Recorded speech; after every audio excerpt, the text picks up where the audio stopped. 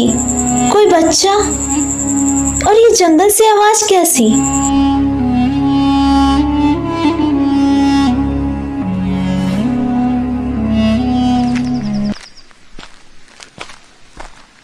वह जंगल की ओर भागी।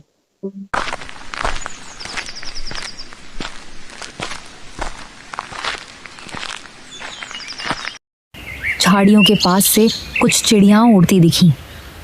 तभी उसकी नजर गई एक घोंसले जैसे ढेर पर। वहां कपड़ों में लिपटी हुई एक नवजात कन्या थी। पर सबसे हैरान करने वाली बात यह थी कि उसके कंधों पर 2 सुनहरे पंखों की छाप थी और उसके रोने की आवाज बिल्कुल किसी नन्ही चिड़िया की चहचहाहट जैसी थी। गौरा कांपती आवाज में, हे माता, ये तो साधारण बच्ची नहीं लग रही है। लगता है इसे खुद आकाश ने भेजा है। हे माँ, ये कौन है? गौरा ने उस बच्ची को गोद में लिया और अपने पति हरनाम के पास ले आई। गौरा, ये कहाँ से मिली? और ये निशान, ये तो पंख जैसे लगते हैं। मैं नहीं जानती, बस इतना कह सकती हूँ कि जब मैंने इसे उठाया तो मुझे भीतर ही एक अलग सी ऊर्जा महसूस हुई।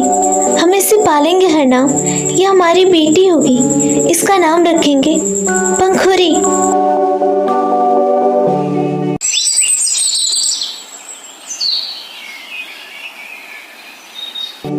कुछ वर्षों बाद पंखुरी अब 12 साल की हो चुकी थी।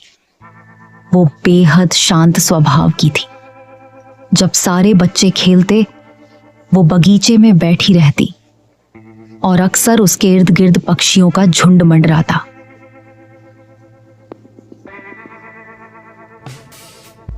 पंखुरी, तू तो जैसे इन चिड़ियों की रानी बन गई है। ये तुझसे डरती नहीं? पिताजी, ये मुझसे बातें करती हैं। मैं समझती हूँ ये क्या कहती हैं। इनकी भाषा मुझे समझ आती है पिताजी। ये पहली बार था जब पंखुरी ने ऐसा कहा था।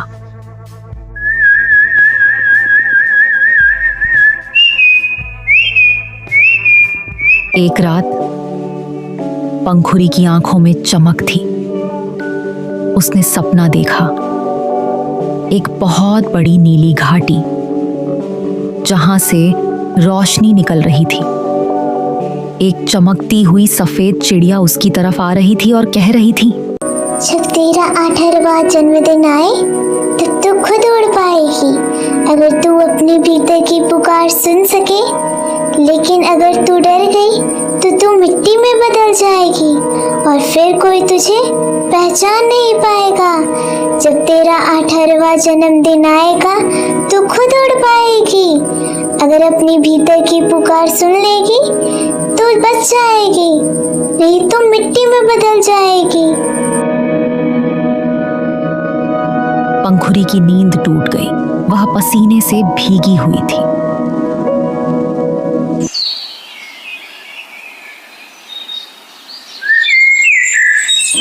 अगली सुबह गांव की पंचायत में कुछ लोग चर्चा कर रहे थे। ये पंखुड़ी, इसकी आंखें जब सूरज उगता है तो नीली हो जाती हैं और पक्षी तो जैसे इसके आदेश मानते हैं। कहीं ये कोई जादूगरनी तो नहीं या राक्षसी? अरे भाई, कोई देवी या कोई श्रापित आत्मा भी तो हो सकती है ना। गौरा और हरनाम चिंतित हो गए। उन्हें डर था कि गांव वाले अब सवाल उठाने लगे हैं।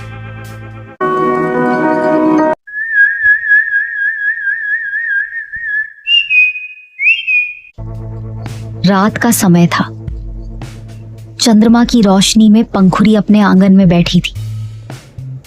उसकी आंखें नीली चमक रही थीं और उसके चारों ओर पक्षियों का झुंड मंडरा रहा था। हरनाम और गौरा उसे छिपकर देख रहे थे। गौरा, क्या अब हमें उस दिन की सच्चाई पंखुरी को बता देनी चाहिए? नहीं, अभी नहीं। जब वो खुद अपने अंदर की शक्ति को पहचान लेगी तभी वो सच्चाई को स्वीकार करेगी, वरना वो इसे कभी सच नहीं मानेगी।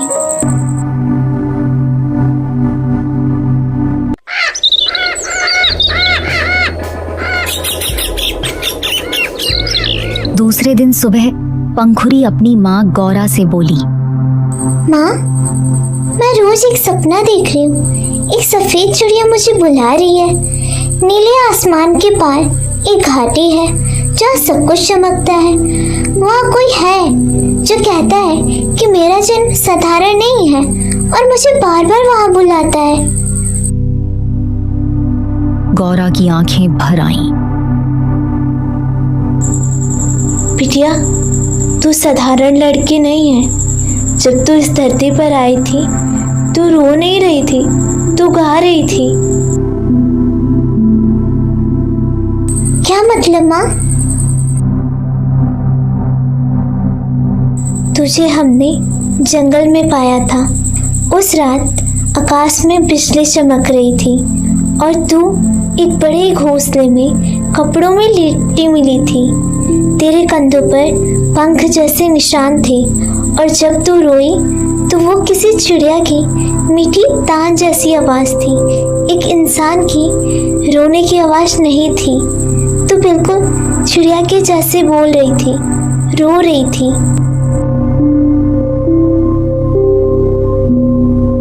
वहीं दूसरी ओर गांव की पंचायत फिर से इकट्ठा हुई। पंखुरी के कारण पक्षियों का झुंड अब हर दिन गांव में बढ़ता ही जा रहा है। खेतों की फसलें बर्बाद होती जा रही हैं। कहीं ये अशुभ तो नहीं है? उसे गांव से बाहर कर देना चाहिए। ये लड़की आम इंसान नहीं है, ये कोई राक्षसी लगती है। लेकिन उसने तो कई बार बीमार पक्षियों को ठीक किया है। हमारी गाय भी उसी के स्पर्श से चलने लगी थी। गांव दो भागों में बंटने लगा। कुछ लोग पंखुरी को देवी मानने लगे और कुछ उसे अशुभ।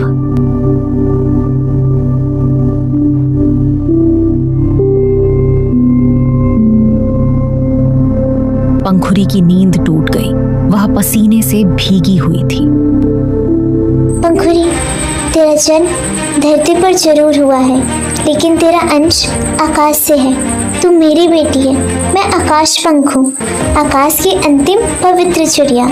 मेरी जाति को श्राप दिया गया था कि हम किसी इंसान से प्रेम नहीं कर सकते, लेकिन मैंने किया और तू उसी प्रेम की संतान है। अब तुझे नीली घाटी जाना है, वहीं तुझे अपना असली रूप मिलेगा। यदि तू 18वें जन्मदिन से पहले नहीं पहुंची तो तेरे पंख हमेशा के लिए मिट जाएंगे।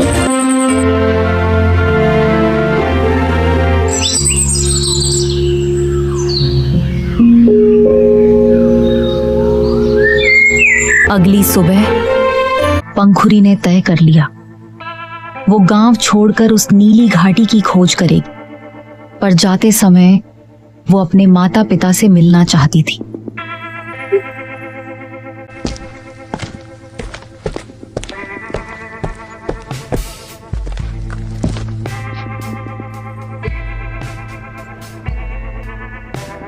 माँ, पिताजी, मुझे जाना होगा। मेरी आत्मा मुझे बुला रही है।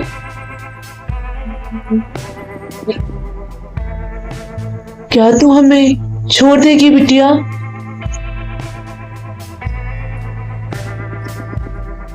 मैं तो जा रही हूँ, लेकिन आपके प्यार को साथ लेकर।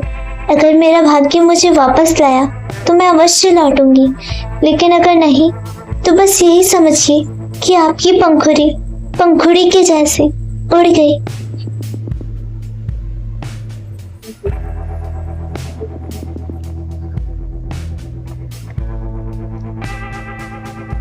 गौरा की आंखों से आंसू टपकने लगे।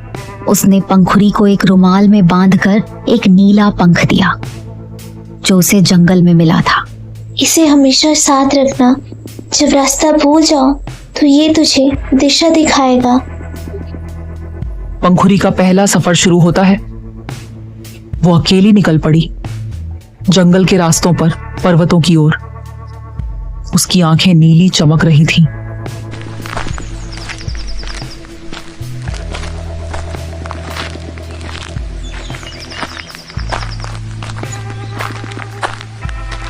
हर कोई उसे देखता तो लगता जैसे कोई परी जमीन पर चल रही है, लेकिन रास्ता आसान नहीं था। उसे रास्ते में एक पत्थर की मूर्ति मिली, एक रानी की जो अपने हाथों में चिड़िया पकड़े खड़ी थी। उसके नीचे लिखा था, जिसने अपना आकाश नहीं पहचाना वो पत्थर बन गई। पंखुरी कांप गई। घना जंगल, चारों ओर पक्षियों की आवाजें, हवा की सरसराहट। पंखुरी उस रहस्यमयी मूर्ति के पास खड़ी थी। वो धीरे धीरे उसकी ओर बढ़ी और उसके पैर छूते ही उसकी नीली आंखों से एक तेज रोशनी फूटी। पंखुरी कांप गई। इस रानी की आंखों में कुछ गम छुपा है, कहीं ये मैं तो नहीं। तभी हवा में एक धीमी गूंज सुनाई दी। जो अपने असली पंख भूल जाए वो पत्थर बन जाए। पंखुरी डर गई। उसकी आंखें और भी तेज चमकने लगी।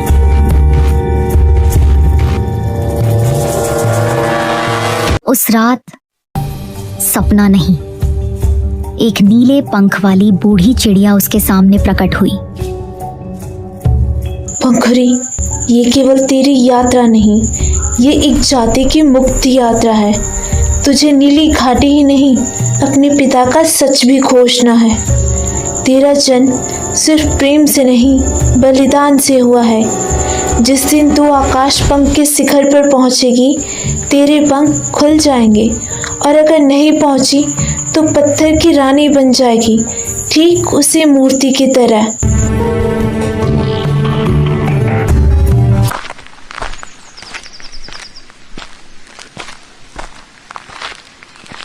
पंखुरी जंगल में आगे बढ़ी तो उसे एक घायल नील तोता मिला।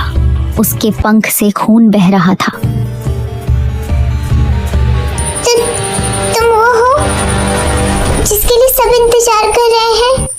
नीली आंखों वाली पंखुरी? अरे बाप रे, तुम बोल सकती हो? और बाप रे,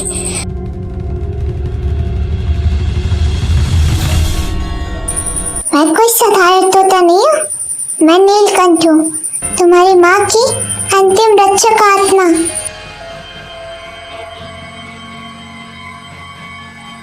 तुम मेरी माँ को जानती हो? मैं हर उस बच्चे को जानता हूँ जिसने आकाश में न्याय की उड़ान भरी। तुम्हारी माँ आकाश पंख हमारी रानी थी। उसने आकाश के नियम तोड़ दिए थे, एक इंसान से प्रेम किया और तुझे जन्म दिया।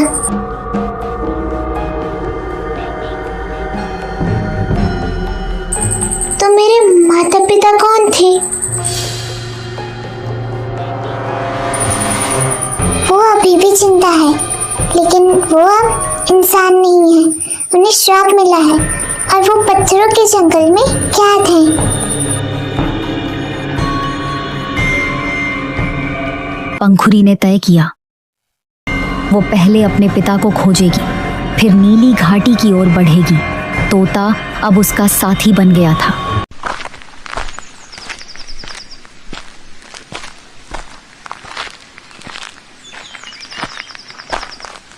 रास्ते में उन्हें 3 काली छायाएं मिली। वे 3 अंधे शिकारी थे। ये वो नीली आंखों वाली लड़की है ना, जिसके सिर पर इनाम रखा गया है? हाँ, अब आई।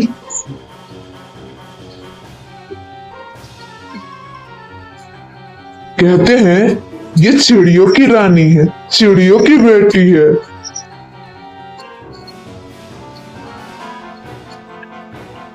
चुप रहो, बस इसे पकड़ लो जल्दी जल्दी। हमारा काम हो जाएगा।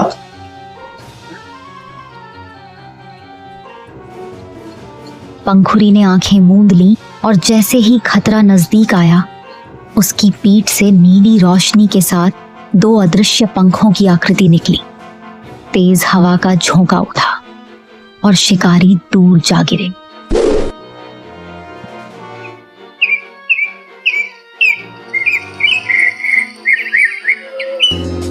दिन के अंत में पंखुरी और नीलकंठ एक वीरान जगह पहुंचे। चारों ओर पत्थर की मूर्तियां, जिनके चेहरों पर दर्द था। कुछ इंसानों की थी, कुछ पक्षियों की। तेरे पिता इस जंगल में है, पत्थर बन चुके हैं और सिर्फ तेरा स्पर्श ही उन्हें मुक्त कर सकता है, समझी? पंखुरी और नीलकंठ उस जगह पहुंच चुके थे जहां समय थम सा गया था। इस जंगल की हर मूर्ति एक दुख भरे अतीत की गवाही दे रही थी। हर मूर्ति एक श्राप है और उन्हीं में से एक तुम्हारे पिता है, समझी? लेकिन मुझे कैसे पता चलेगा कि मेरे पिता कौन से हैं? वो मूर्ति एक घुटनों के बल बैठा हुआ पुरुष था, जिसकी हथेलियों में नीली लकीरें थी, ठीक वैसी ही जैसी कभी पंखुरी की आंखों में चमकती थी। पंखुरी ने आगे बढ़कर मूर्ति के माथे पर हाथ रखा। तभी एक हल्की कंपन हुई, आसमान में बिजली सी चमकी और मूर्ति की आंखें अचानक मानव जैसी चमक से भर उठी। पत्थर की परतें फटने लगीं और अंदर से एक सुंदर लेकिन थका सा मनुष्य बाहर निकला। तू मेरी बेटी है ना?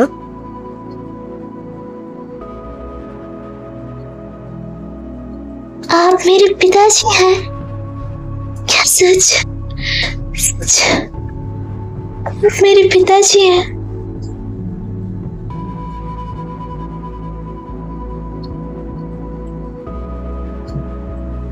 हाँ, तुम्हारी माँ आकाश पंख ने तुम्हें मेरे लिए बचाया था। उसने अपने पंख छोड़ दिए थे, इंसान से प्रेम किया और तुम्हें जन्म दिया।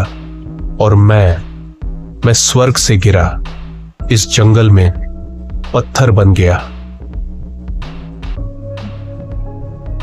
महाराज आदित्य अब लौट रहे हैं।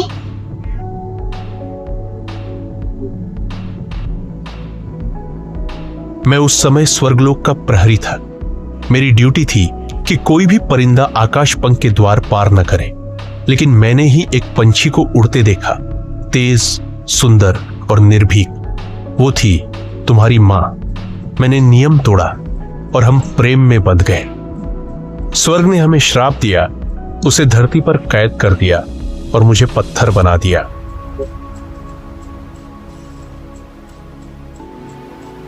राजा अब इंसान की तरह जीवित है, लेकिन केवल पूर्णिमा की रात तक। अगर उन्होंने तब तक अपने परिवार को साथ लेकर नीली घाटी की पूजा नहीं की, तो वो फिर से पत्थर बन जाएंगे, हमेशा के लिए।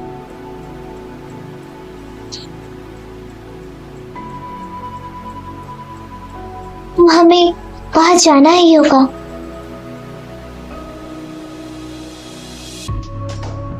लेकिन रास्ता आसान नहीं है।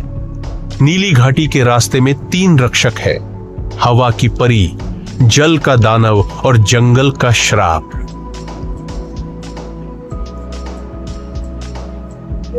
जैसे ही पंखुरी जंगल के बीचों बीच पहुंचती है, एक रहस्यमयी हवेली उनके सामने आती।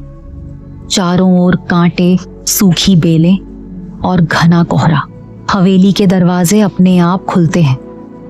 अंदर एक विशाल हॉल है और उसके केंद्र में एक चिड़िया रानी। यह वही स्थान है जहां आखिरी बार मैंने आकाश पंख को देखा था। माँ, क्या आप यहीं हैं? तुम आ गई हो? तुम आ गई हो मेरी बेटी? माँ, हाँ, आप जीवित हैं। हाँ मेरी बेटी, लेकिन मैं अब आधी नहीं रही। आधा शरीर मेरा है और आधा इस श्राप का है। यह श्राप आकाश का है, उस आकाश का जिसने चिड़िया और इंसान के प्रेम को स्वीकार नहीं किया, जिसने इस प्रेम को घिनौना समझा और इसे सजा दी। और वह सजा मैंने तुम्हारे साथ बांटी थी। तभी हवेली की छत फटती है और एक परछाई अंधकार का रूप आकाश से उतरता है। वो आकाश का प्रहरी है जिसने इस प्रेम को श्रापित किया था। यह प्रेम, यह संतान सब नियमों के विरुद्ध है। इसे अब यही समाप्त करना होगा।